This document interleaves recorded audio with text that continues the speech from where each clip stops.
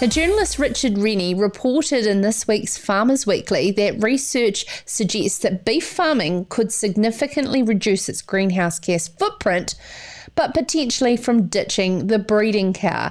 This is by folding calf production into the dairy beef sector. And it's been met with mixed response from farmers and advisors, I could imagine. The research focused on reducing greenhouse gas emissions in New Zealand by suggesting the integration of dairy and beef production that could shave 22% off its annual greenhouse gas production. We are now joined by Bob Thomson, Agribusiness Consultant for Agfirst. Welcome to Sarah's Country, Bob. A pleasure to have you on the show. Good evening, Sarah, and to your listeners too. Now, how realistic is this reduction in beef breeding cow numbers that this report suggests? Well, I don't think it is that realistic. I mean, I think we welcome papers like this to generate discussion around the different sorts of opportunities that we have, but to suggest we could ditch all of our breeding cows for dairy beef, I think is a step too far. Yeah, of course. I mean, the decline of stock numbers is one quick solution, but is there merit in us, producing beef from more dairy cows and therefore reducing bobby calf numbers? Yes, I've been a great advocate of that over the years, and I think that's huge.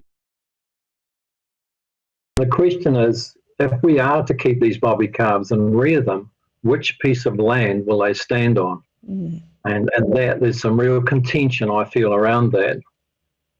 Yeah, absolutely. I mean, the beef cow's contribution to the entire farm system is something that's more than economic value and, of course, emissions. I mean, turning protein from unpalatable hill country into, a product that is of premium compared to dairy beef in the market that we want to be in. Yes, the breeding cow performs a role which is not expressed in arguments, with gross margins. So what we're not taking account of is how these cows, the stock class, grooms pasture for other stock classes, and more particularly high-performance breeding ewes. And of course, they are great contributors, aren't they, to our farm returns. But sitting in behind them is that workhorse in the form of the breeding cow. And just to say that we can just ditch them and put dairy beef in their place is, as I say, I think a step too far on most of our extensive hill country.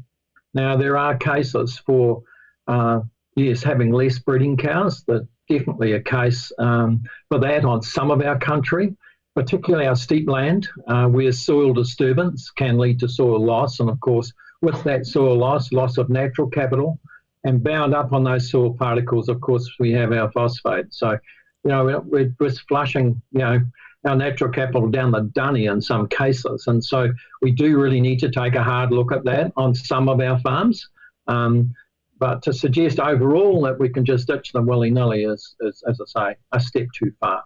Yeah, but if we look into a future of sex semen in the dairy industry, there will be a reduction in that particular cash flow for sheep and beef to graze bull beef, and they will need to turn to the value of a premiumised New Zealand beef product, which is based on less from more, isn't it? I mean, getting more high quality and added value protein from that seed breeding cow. Yeah, so now I'm guessing you're talking about having a dairy beef breeding cow as opposed to a traditional breeding cow. And there's serious merit in that too. There's a lot of pushback from traditional farmers, of course, in that regard. I mean, I've been promoting this since the beef breed evaluation trials back in the early 1980s. And without doubt, they are very productive. They don't look as good, because they do look a little like toast racks and in the middle of winter when we take condition off them. But they are productive, and we can make a terminal sire over a purpose type breed to generate some very high quality carcasses. And so yes, that opportunity sits there. So you've still got a breeding cow, but a more productive breeding cow. And of course, the thing we must remember, and And Stuart Ledgard has pointed us to the fact that if we are to address the carbon thing, we've got to appreciate that for every tonne of dry matter eaten, we're generating the same amount of methane, no matter what goes, no matter what it's fed to. So the efficiency of production from each tonne of dry matter eaten is a very important consideration out on our farms. Okay. And unfortunately, breeding cows don't cut the mustard in that regard, and so they're beaten up a lot. And as I point out, and I think in the same article that Richard produced this week, was the note from James Parsons just making the point that when we groom our pastures, we have better quality, our finishing cattle will finish a lot faster. And so it's quite a big can of worms when we start hooking into this discussion. Great debate Yes. for the pub, Bob. You just put his cat amongst the pigeons and sit back and watch. It would be certainly one that, but it is a discussion we need to have. There's 1 million surplus bobby calves that need to be farmed and reared and finished in this country. Yes, you're dead right. And we do need to address it. And I think most people will suggest that, we've got a 10-year window to get this sorted. I'd like to suggest that, yes, we can do stuff on our sheep and beef farms. And we all know that our sheep and beef farmers are becoming more and more mindful of this, more careful about the sorts of things they're doing with their land and their livestock. But the dairy sector needs to take some responsibility too.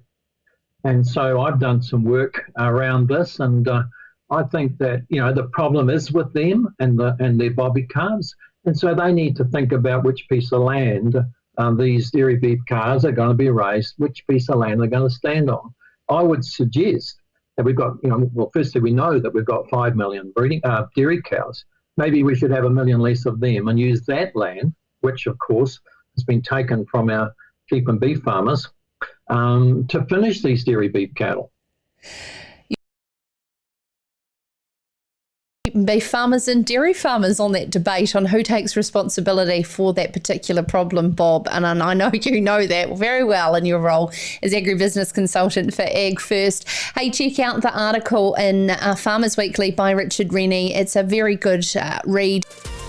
This is Sarah's Country.